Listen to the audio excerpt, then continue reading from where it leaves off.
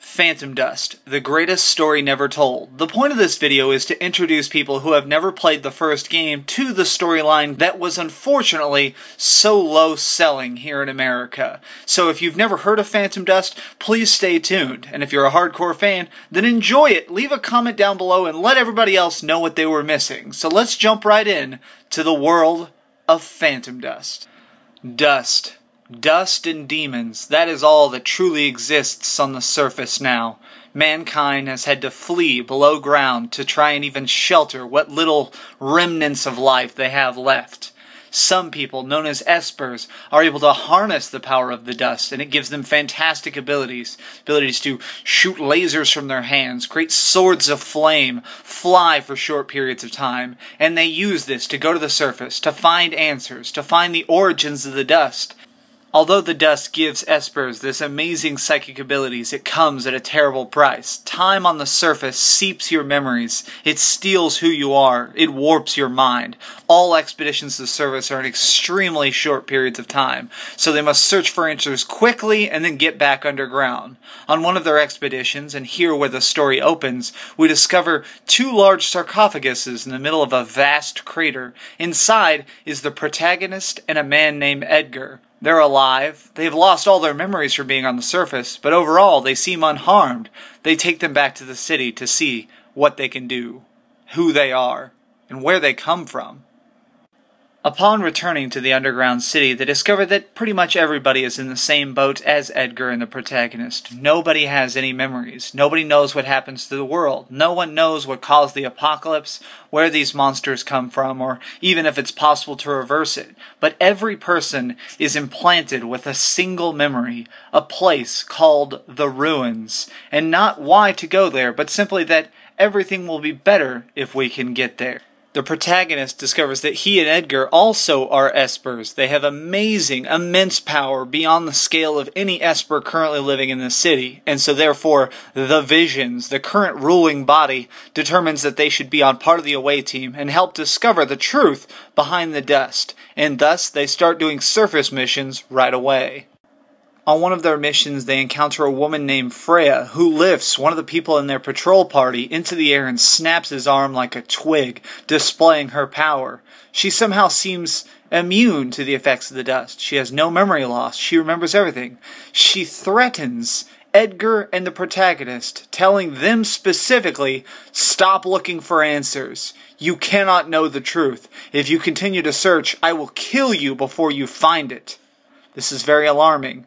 The Visions know of Freya, and they fear her. She has attacked their parties before, whenever they get too close. But to what? No one yet knows. After a few more missions, Edgar reveals that he actually must know the Freya woman. He reveals that he has a locket with her face inside. She has a connection to him. He has a connection to his past. The protagonist tries to stop him, saying that if you go, you'll just die, causing them to break out into a fight. Edgar knocks the protagonist unconscious and leaves, going to find Freya at any cost. The protagonist returns to the city, resupplies, and rests before heading out to look for Edgar and Freya. Searching the surface, he sees Edgar and Freya easily crushing some demons, not even fazed by their strength. He pleads with Edgar to return to the underground city with him, but instead, Edgar gives him a memory box. Inside is a video that explains everything, but the truth is almost too much to even believe.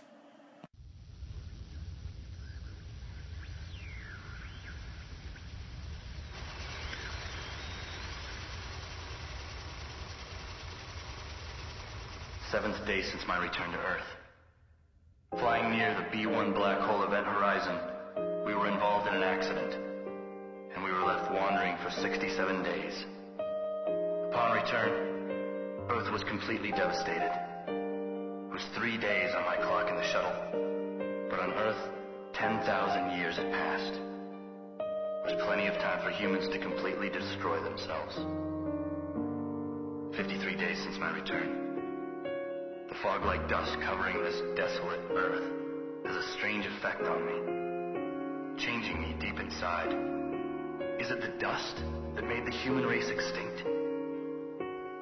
Where could it have come from? Not that it matters now. 167 days since my return. I'm beginning to understand the dust. It bears special powers. I'm not sure I even believe it myself.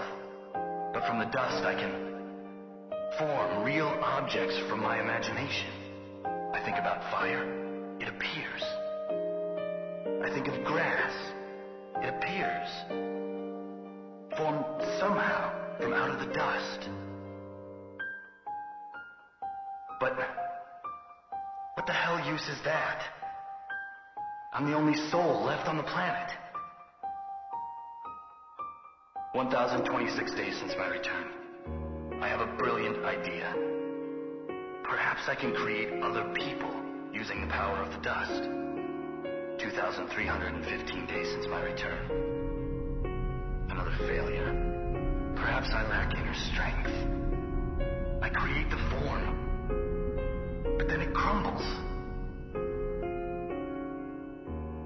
3,475 days since my return. At last, I've created my first human. Her name was Freya. She was everything to me once. Still, once I knew how, I made another. My closest friend. The only one I really trusted. After I created the first two, I stopped spending so much time on design. I hardly remember anybody after that. But I kept going. 3,516 days since my return to Earth. The city thrives. The streets are filled with people. I'm no longer lonely. I can't believe I was alone for so long. But I know they're not human. They're only creations who have sprung from my imagination. They're fragile, constantly on the verge of collapse. They're like dreams, visions woven into the dust that covers the world. I know they're not human. They're just illusions. So I've given them a name. Visions. All who see the video are vaporized. The knowledge of what they truly are being put into them unmakes what they are. Only the protagonist is immune. The entire leaders of the city gone in an instant. Everybody blames him for the disappearance, but he's unable to even justify what happened, because to tell them the truth would unmake them as well. He throws himself fully into his search for the ruins, for he knows that finding it, he will find Freya, find Edgar, and finally find the answers that may make some sense in this world. Following a series of clues, the protagonist is able to track down the ruins and find Edgar and Freya. Edgar reveals that he wants to wipe all memories from the world once again, that even the little bit of knowledge garnered by the people is unworthy and is tainted by his own mind. Driven crazy, a man, god of his own world, does not know how to interact with his own creations and wants to wipe the slate clean. Knowing no other answer, the protagonist is forced to fight and kill both Edgar and Freya, and it reveals probably one of the most emotional endings of all.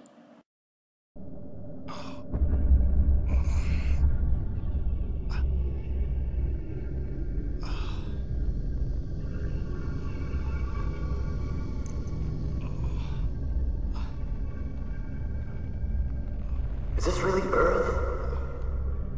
What's happened here? What? 12,000 years?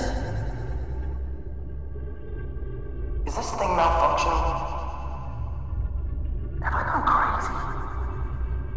Or is this real? But I just got back. 3,516 days since my return to Earth. The city thrives. The streets are filled with people. I'm no longer lonely. I can't believe I was alone for so long.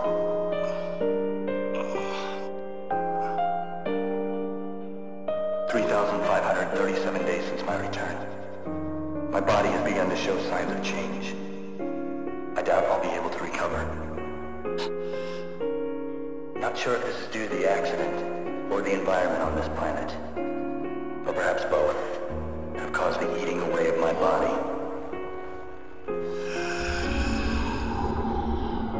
With the last of my power, I've created my likeness, a copy. Even if I die, he can regenerate this world for me.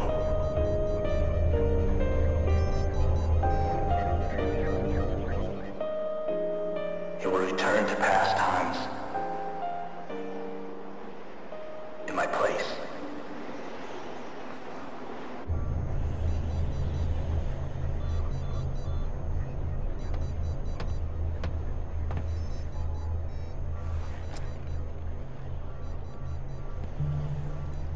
I'm always sad when I'm lonely. I'm always sad, sad.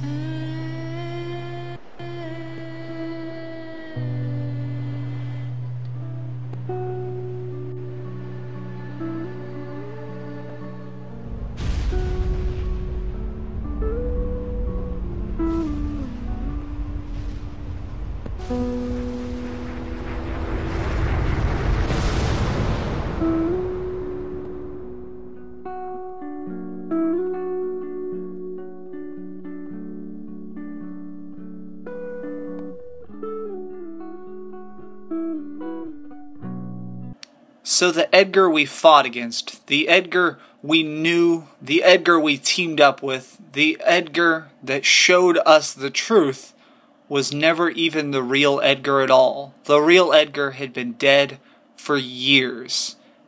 The final shot of the game, footprints going over the hill. Is he returning to the city? Is he choosing to die alone? Is he staying on the surface long enough to finally forget the answers he had earned?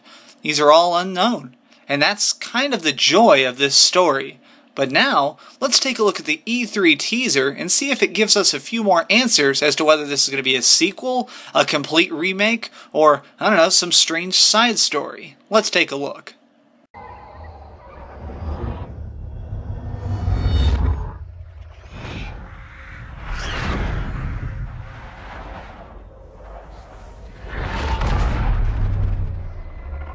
The trailer begins with a man looking like he's sitting in a park bench in modern day. The city is completely fine. His suit is perfectly clean. His hair looks like it has an immaculate amount of gel, but his eyes are closed and it sounds like he's wrestling with a rush of memories in his head. We can hear flashes and groans and grumbles as a bird flies past. Then, right as his eyes open, there's a rush and all of a sudden the world is almost unmade around him.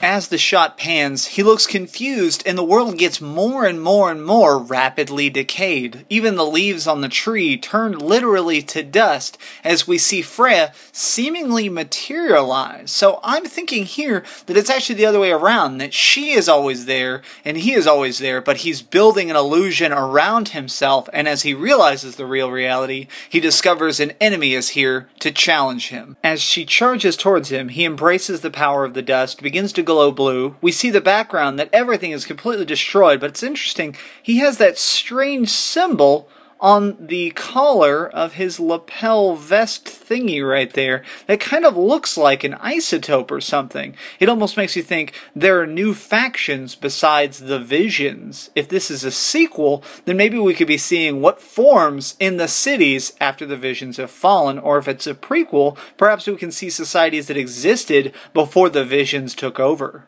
As the fight continues, we see a wide-angle shot that carries upward, showing that the city is in actually pretty good condition compared to the environments we're used to seeing in the first game. So either this is a technical limitation that they have now overcome from the first game, they're able to have a higher detail of every object, or it could be that this is a prequel, and we're in fact seeing the world shortly after the fall. We still don't know what caused the dust to show up.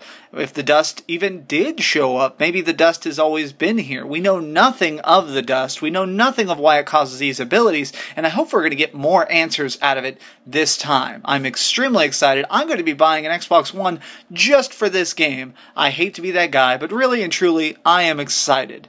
Thanks so much for watching, guys. I hope you enjoyed it. Share this somewhere with somebody just to let them know that Phantom Dust is coming and you're excited. And I really want everyone to know that this great game, although missed by most, was amazing, even if unseen. This has been DreamcastGuy. Feel free to like, comment, share, and subscribe. But as always, keep dreaming.